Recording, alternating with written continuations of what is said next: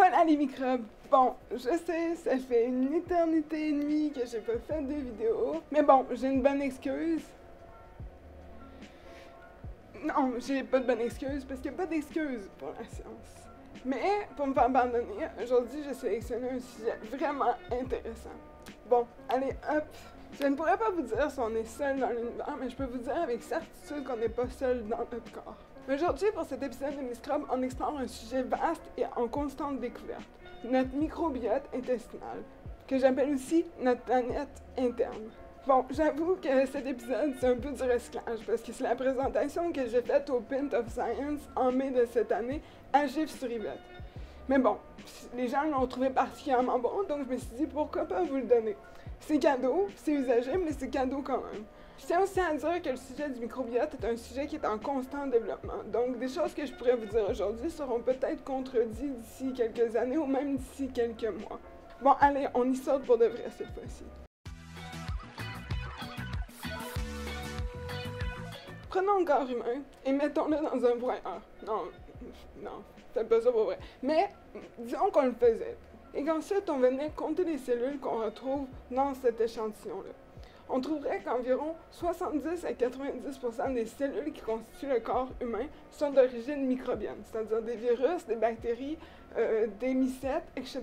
En gros, ça fait environ 100 trillions de cellules microbiennes pour 30 trillions de cellules corporelles humaines. Et ces microbes forment ce qu'on appelle des microbiotes, c'est-à-dire des communautés qui se retrouvent dans certaines niches corporelles et à d'autres endroits. Prenons le microbiote de la peau. Les espèces qui le composent vont changer d'un endroit à l'autre, c'est-à-dire que le microbiote de nos aisselles n'est pas le même que le microbiote, par exemple, de notre région génitale. Mais c'est aussi un phénomène qui s'applique partout dans le monde, c'est-à-dire que le microbiote d'une fraise est différent de celui de la terre qui l'entoure. On va avoir des microbiotes qui existent dans des lacs, on va avoir des microbiotes spécifiques à certains sols, à certains endroits dans une forêt. Et ces microbes forment des écosystèmes. On est donc vraiment leur planète. En fait, on est recouvert et rempli de microbes. C'est plus facile pour les scientifiques de dire les endroits corporels qui n'ont pas de bactéries, qui sont encore stériles, plutôt que de dire les endroits où il y en a. Mais même à ça, c'est sujet à développement. Par exemple, on a longtemps cru que le sang était stérile. Et même s'il n'existe pas un microbiote sanguin, soi-disant, il y a quand même un transfert de bactéries qui se fait en fin de grossesse chez les femmes. Des bactéries qui partent de l'intestin et qui vont dans la glande mammaire. Ces bactéries-là seront ensuite avalées par le bébé et viendront produire un microbiote chez l'enfant. La même chose peut être dite du liquide amniotique. Certaines études disent qu'il existe un microbiote amniotique, d'autres disent que non. En fait, le seul endroit de notre corps qui reste encore stérile, c'est notre cerveau. Et même lui, on ne sait jamais ce qui va arriver.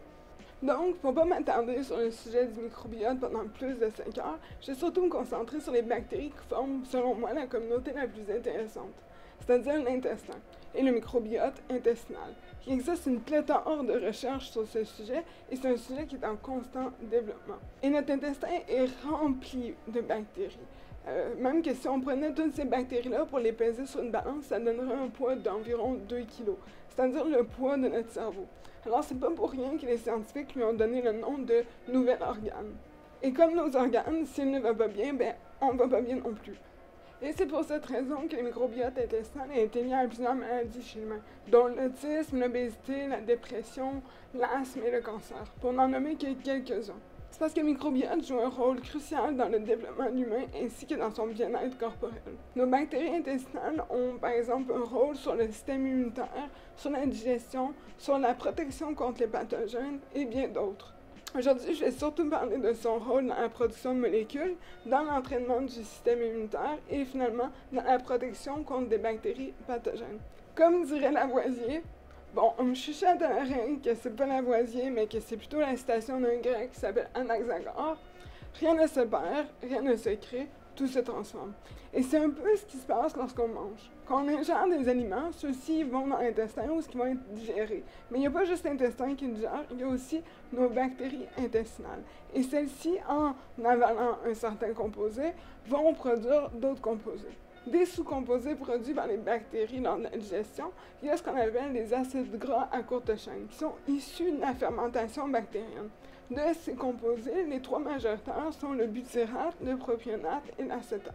Le butyrate sert de source d'énergie pour les cellules intestinales, en plus d'avoir un rôle prouvé contre le cancer du côlon. Le propionate est aussi une source d'énergie, mais est surtout utile dans le stockage du sucre dans le foie, ainsi que dans l'effet du sentiment de satiété. L'acétate, lui, joue un rôle dans la production de bon cholestérol, en plus de nourrir certaines espèces bactériennes de notre intestin. Le microbiote intestinal joue aussi un rôle important dans la production de vitamines, dont les vitamines K et B. Il a été démontré qu'environ 170 espèces produisent de la riboflavine et de la niacine. Les chercheurs ont même démontré qu'environ un quart de l'accumulation de vitamine K dans notre journée provient de la production de nos bactéries intestinales. Même que lors d'une étude où des patients étaient mis en carence de vitamine K, l'effet était plus ressenti chez des patients à qui on avait fait un traitement antibiotique et qui, du coup, avaient moins de variété de bactéries intestinales que chez des patients à qui on donnait un menu faible en vitamine K. Mais bon, il n'y a pas juste du positif, il y a aussi les gaz, qui sont un sous-produit de la fermentation intestinale. Un humain lambda va en lâcher environ 7 litres par jour. Et si toi, tu es le genre de personne à dire « Mais moi, je fais jamais! » Ben, dis-toi qu'il y a une bonne partie qui est relâchée par les poumons. C'est là que l'expression « dire de la merde » prend tout son sens. Passons maintenant à l'immunomodulation, c'est-à-dire la modulation de notre système immunitaire par notre microbiote intestinal. C'est un sujet qui est encore flou et qui est en pleine recherche. Même les scientifiques trouvent ça étrange. Par contre, ce qui est sûr, c'est que notre microbiote entraîne notre système immunitaire. Par exemple, c'est démontré que chez des souris stériles qui n'ont pas de microbiote, le système immunitaire est déficient, même que des organes lymphoïdes secondaires, comme la rate, étaient sous-développés. Mais qu'en est-il de chez l'humain? Il a été démontré que chez des bébés qui ont reçu un traitement antibiotique assez rapidement après la naissance et qui ont donc un microbiote intestinal en dysbiose, c'est-à-dire débalancé, ces enfants-là avaient beaucoup plus de chances de souffrir d'asthme, d'allergies et de troubles inflammatoires plus tard dans leur vie. Parce que notre relation avec nos bactéries commence tôt dans la vie, très très tôt, c'est-à-dire lors de la naissance. Lorsqu'un bébé naît, il va traverser le tractus vaginal de sa mère, puis ensuite être récupéré par des infirmières et trimballé par plein de gens. Il passe donc d'un environnement très douillet, très chaud et stérile à un endroit où il y a des milliards de bactéries qui rentrent en contact avec lui d'un coup. On pourrait donc s'attendre à ce que le système immunitaire réagisse de façon drastique, et pourtant, il n'y a pas de panique généralisée. Beaucoup de mécanismes peuvent expliquer cette nonchalance-là, mais c'est toujours à l'étude. Par exemple, des chercheurs ont découvert que des anticorps de la mère recouvrent les bactéries, comme pour dire au bébé « Chill, ça va, j'ai ça sous contrôle ».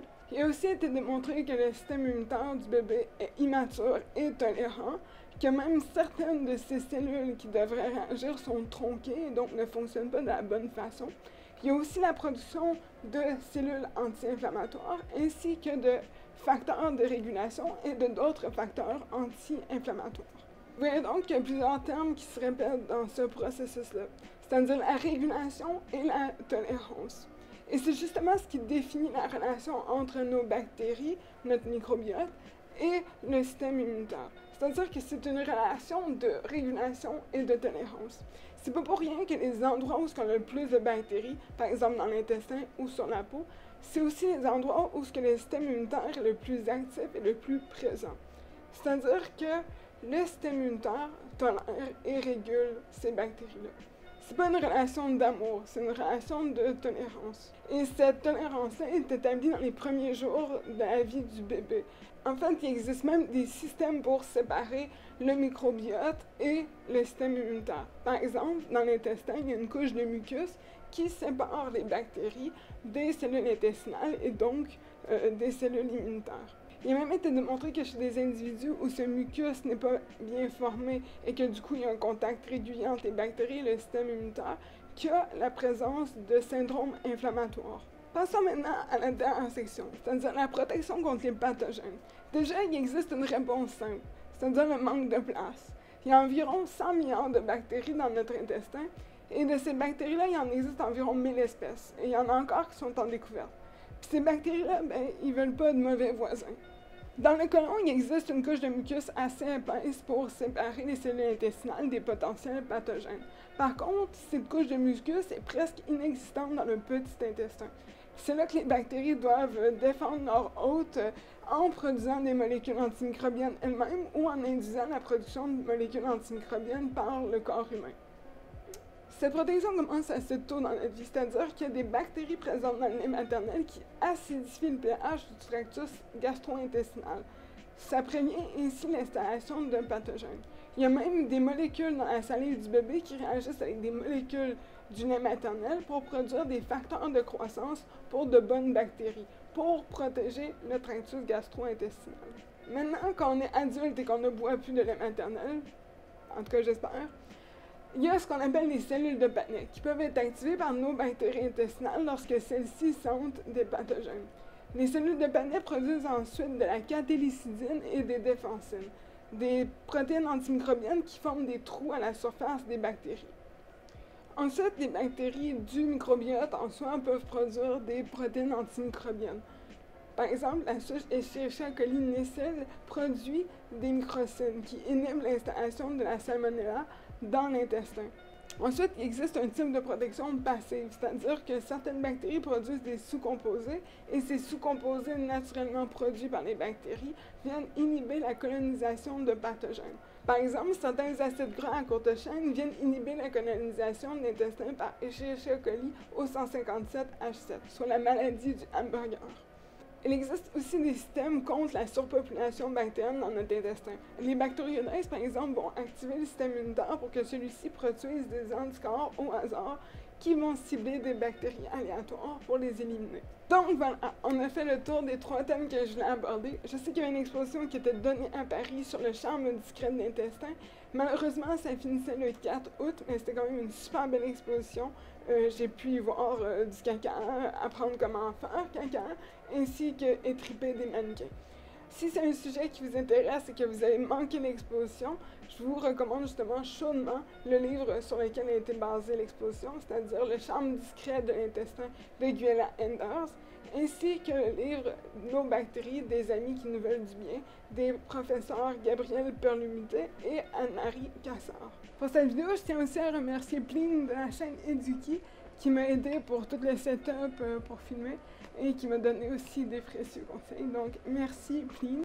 D'ici là, je vous dis à la prochaine Microbe. Si vous avez des questions, n'hésitez pas à les poser. Si vous avez aimé cette vidéo, n'hésitez pas à la partager. Et j'espère vous voir très bientôt.